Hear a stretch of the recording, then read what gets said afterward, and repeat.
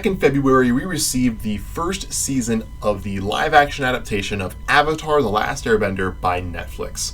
And like with any adaptation, there are changes that are made, and since Netflix has announced that they will also be adapting seasons/books 2 and 3 of Avatar, that I thought I would predict a little bit of what is going to happen in the upcoming adapted seasons. Excuse me there for a second. So, mostly Season 2 and a little bit of Season 3. The first thing that I'm going to bring up is what was missing from Netflix's Season 1 that needs to be there. Not that I want it to be there, that it needs to be there. We need Zhang Zhang. And I'm not saying that in the way that, like, Zhang Zhang is this beloved character that the fans will riot if, they don't get their Cabbage Merchant type of character. No, Zhang Zhang only appears in a couple of episodes, one in Season 1, and doesn't appear again until the finale of Season 3. And he is so vital to Aang's development as a hero, where Zhang Zhang's story is about teaching Aang the destructive power of firebending. And in that episode, he burns Katara. Now, I get it. With where Netflix is at right now, because of Zhao being dead and Katara being an experienced waterbender, this is not going to be able to be a one-to-one recreation of the original episode. Nor was I expecting it to be one-to-one recreation. I was expecting it to be there, Netflix, but it wasn't. We need this episode. We need Zhang Zhang and the story that he brings to Avatar. And with that as well, the other thing that I was really thinking about for firebending, just kind of staying on that line, is we need Iroh to teach Zuko the lesson of firebending strength not coming from muscle, but from breath. Because that's what single-handedly essentially saves Zuko in his fight against Azula, because he learns, he's taught all these things about the breath, and then he goes and meets the Sun Warriors and meets Ran and Shaw and, has that development as well. But because he's not focusing on the muscles where he's stressed, where he's tense, and he's overall just overexerting himself, he's instead using his breath. He's staying calm and collected, and that's how he beats Azula in the end of Season 3. And so we need to get that aspect as well from firebending. Now, the next change I would make going into Season 2 is something that was missing again from Season 1, is the emphasis on the solstices and Sozin's Comet. We didn't really have the Avatar Roku episode 8 of Season 1. We didn't really have that episode where Roku teaches Aang about Sozin's Comet and that it's coming back at the summer solstice and he only has 6 months to learn all the other elements to defeat the Fire Lord. No. We're past that. So, because the comet is rarely mentioned outside of the first episode, and the solstices are never brought up at all, makes me wonder if Netflix is changing things to coincide of this being a live-action adaptation with live-action actors, and the fact that we're not going to get Season 2 until 2026, and then likely we're not going to get Season 3 until 2028. And so, the actors are only supposed to age 9 to 10 months in terms of the story, but they're going to be aging upwards of 4 to 6 years. Like, maybe the showrunners are extending the amount of time that Team Avatar has to defeat the Fire Lord by taking into account that actors like Gordon Cormier are going to go from being 14 during the filming of Season 1 to almost 20 by the time Season 3 is released, while still trying to play a 12 to 13-year-old character. Maybe they're trying to take the logistics of making this a live-action adaptation and working it into the story, but not having it focus on the solstices too much. I'm not saying that's a right decision. I'm just saying that that's a theory that I have. And, it's just a theory. It's not saying it's good. I'm just saying it's possible. There needs to be some sort of emphasis. We need some timeline. Aang, Katara, Sokka, eventually Toph, and then of course later on eventually Zuko. They need to know exactly how much time they have to have Aang learn all the elements and have them all master their abilities before they go on face the Fire Nation and Fire Lord Ozai. Like, they need to know how much time they have. They don't at this point. So that's my point with this, is we need the timeline. This next section I want to talk about is episodes that I expect to be cut from season 2 and season 3. So obviously there are a few episodes in season 1 that were cut. A few to name would be things like Imprisoned, The Fortune Teller, and sadly The Deserter. And so we can expect, of course, their episodes to be cut going into seasons 2 and season 3. And so this right now I kind of feel like Babe Ruth, calling my shots. But here is what I can expect to be cut for seasons 2 and 3. Going into season 2, this is a bit of probably a controversial take, because it technically was adapted. It just wasn't adapted very well. And that is The Cave of Two Lovers. Technically, like I said, it was adapted into season 1, and it made no sense. Basically, the original Cave of Two Lovers, there was these two cities that were in constant war in ancient times. They ended up getting into war, but there ended up being a Romeo and Juliet story being born in this as well, where Oma and Shu of these respective cities learned earthbending from badger moles to then create this massive labyrinth and have, well, the Cave of Two Lovers. Once, I want to say it was Shu who died in the cartoon. They changed things in the live action for some reason. Shu dies in the cartoon, and Oma uses her earthbending powers to end the war, and then the two cities merge, become Omashu to be a tribute to the to the Two Lovers, and that's the story. So the cave is supposed to be in between two cities. So it makes sense that the Cave of Two Lovers is outside Omashu. In Netflix's version, it connects to the royal palace. What? It doesn't make sense. It's already adapted. Not saying it's adapted very well. They just did it to sneak in secret title. Because it was already adapted, we can expect it to be cut, technically, from season 2. Next episode is Avatar Day. And to be honest, this is an episode that I always honestly kind of forget. It falls right in between the swamp and the blind bandit. And it's a good episode. There's not a bad episode of Avatar. The biggest elements of this episode that connect to the overall story is some of the history of Avatar Kyoshi, the Kyoshi Island, and that there are more non-Fire Nation people who do not like the Avatar. And so, I mean, since we already get a lot more Kyoshi in the Netflix adaptation, I don't see us getting this episode. It's a fun episode. I enjoy it on my rewatches, but it's not needed. Let's be perfectly honest. I think we can easily cut this episode and move on into the other more important episodes. So if Netflix were to cut episodes, this is one I'd expect them to cut.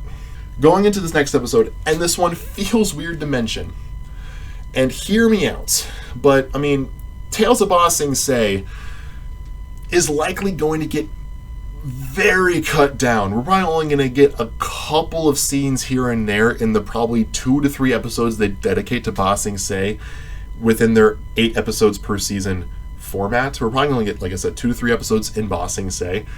So we're not going to have a whole lot of time to do every single tale. The only reason that this is a weird one to mention is just how revered it is in the fandom because of the tale of Iroh.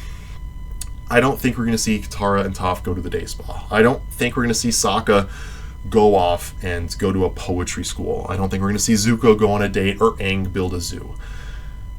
I think we will see Iroh sing Leaves from the Vine for his dead son on his birthday. We'll see Momo find the footprint of Appa. But pretty much everything else from this episode I can see them cutting for the sake of different storylines and maybe enhancing the Lake Laogai bits or the Earth King Kui bits, the Long Fang and the Dai Li, and maybe there's other, because since they're trying to make like a PG-13 story, maybe there's other elements that they can include in Ba Sing Se with the brainwashing, with the conspiracies, and if they cut parts of Tales of Ba Sing Se to fit that in, as long as they keep Momo finding Appa's footprint and Iroh singing Leaves from the Vine, I'm personally okay with it. And the last episode I'm going to mention from season 2 is going to be Appa's Lost Days. Now, again, this is another great episode, but I can see them doing, and this is going to be a weird comparison, but hear me out, getting similar treatment to Tom Bombadil in the Lord of the Rings films from the books. I think we can fill in the gaps ourselves, because for those who don't know, in the Lord of the Rings films, there's this character that is missing that's in the books. This character is Tom Bombadil. This is who the hobbits meet while on their way from the Shire to the Prancing Pony. He was cut entirely from the films. He's not even in the extended editions. He's not mentioned once. Who he is in the books is up for debate. A lot of people say he's a god like an Ainur. Some say otherwise. This isn't a Lord of the Rings channel. I don't have the greatest Middle-earth Tolkien knowledge. Other people know a lot more than me. But the movies were written in a way where it can still be inferred that the hobbits went to go see Tom Bombadil. And so I can see a similar thing happening with Appa and his Lost Days. For them to abandon Team Avatar and have a 10-minute section, 15-minute section dedicated to Appa silently, going through his story, I don't think that's happening. I can see us like having a moment with Suki where she's like, oh yeah, I met Appa while he was lost. I helped him get healthy, helped him get better, so he can go off and find you. I think this episode is going to be on the chopping block. So that's what I think for season 2's cut episodes. So let's go into season 3 and which ones I think are going to get cut from season 3. Excuse me there. So I also have 4 episodes of season 3. The first of which is The Headband. And hot take, this is probably my least favorite and probably one of the worst episodes in Avatar. And yes, I am remembering The Great Divide. And the reason I say I don't like it is it's just jarring to go from the dark and gloomy environment of the episode that came before it, The Awakening, the premiere of season 3, where Aang's trying to, deal with the idea of him being, his whole identity being dead, and trying to stay hidden and deal with the failure in Ba Sing Se, and there's so much weight on his shoulders. To suddenly a Footloose adaptation where he's dancing in a cave so carefree. And I could forgive this episode if there was genuinely a river, because he convinces Sokka to continue going to the school because there's this secret river that we're learning about tomorrow that leads directly to the palace. Except I don't think he's talking about a river of lava. And they didn't approach the palace in a river. They approached it from a sea. I don't like this episode. I feel like it's very unnecessary. The only thing that's needed from it is the fact that they steal clothes in the beginning of the episode to hide in. And that leads me into my next episode that's unneeded. It's the very next one, The Painted Lady. Because, weirdly, 2 episodes in a row I just don't care for. Because, please, can anyone tell me, please, if you have a genuine reason of why The Painted Lady is needed for the telling of the story from point A to point B of Aang waking up in the iceberg to defeating Fire Lord Ozai, that the Painted Lady is needed along that storyline, please tell me. I would love to know. I'd love my mind to be changed on this episode. We never hear the Painted Lady going into this episode. We never hear of her again coming out of it. The town that we visit is never seen before nor again, ever again. Okay, I think we do very minorly see it in The Legend of Korra when in season 4, when Tenzin's kids are looking for her. It looks like a similar town to where, but that's Korra, that's later. The episode mostly dedicates to talking about pollution and the dangers that it causes to the environment, which in a standard 20-minute per episode, 20 episode per season show like Avatar works. And it's a good episode. Like I said, there's no bad episodes of Avatar. But to say that this episode is needed to go from that point A to point B, I would love to hear. As of right now, I say if this episode gets cut, I would actually be happy to hear almost any other potentially relevant storyline. Going into the next episode, the third of 4 for season 3 that I expect to be cut, is The Runaway. And a great episode, yes. But I also feel like this episode is included. It's going to be heavily trimmed down or edited to fit with other episodes. Kind of like how Jet was fit in with Omashu, which I think that episode was bloated with Teo and the Mechanist. Like, how does Teo climb all of those levels to just glide down at things? Things made so much more sense with him at the Northern Air Temple than they did at Omashu. Sorry, I digress. We wouldn't need an episode dedicated to Team Avatar running around a Fire Nation town, running scams. All we need that's in this episode is the elements that involve combustion / Sparky Boom Man. That's it. And the last episode, I'm going to get some controversy for this one, because I'll be genuinely honest, this is probably my weakest take of these 8 episodes that I suggest will likely get cut. That is Nightmares and Daydreams. It's not that the idea of this episode of Aang being nervous about fighting Fire Lord Ozai or needing to take a life is, like, those elements are quite the contrary, still needed and need to be talked about in the show. But dedicating a portion of one of their 8 episodes to have goofy nightmares, silly hallucinations of Appa and Momo, or various attempts at therapy, or, it's just, in the grand scheme of things, I don't think it's going to fit the tone that Netflix is bringing.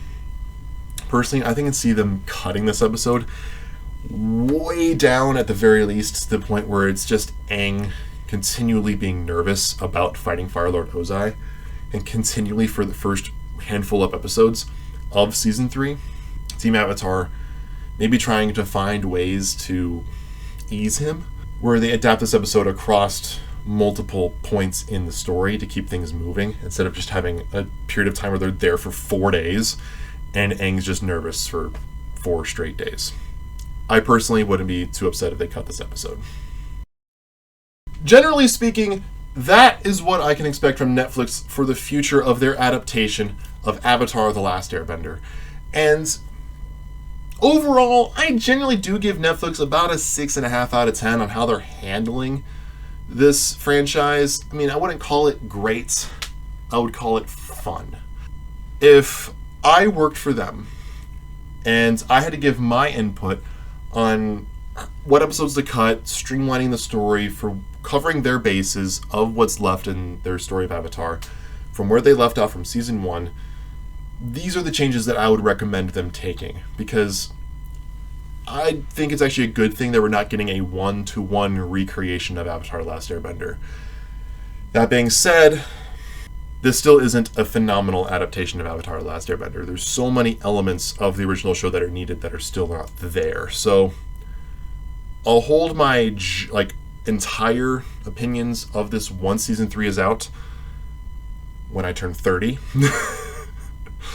But the point is still there.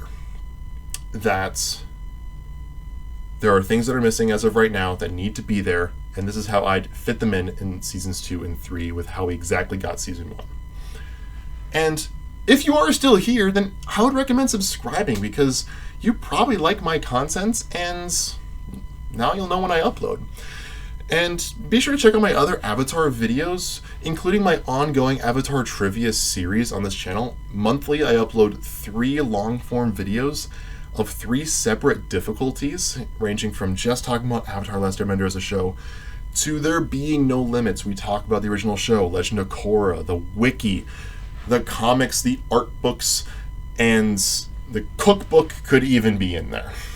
So check out the Avatar trivia series, 3 monthly long-form videos, and a short coming out daily.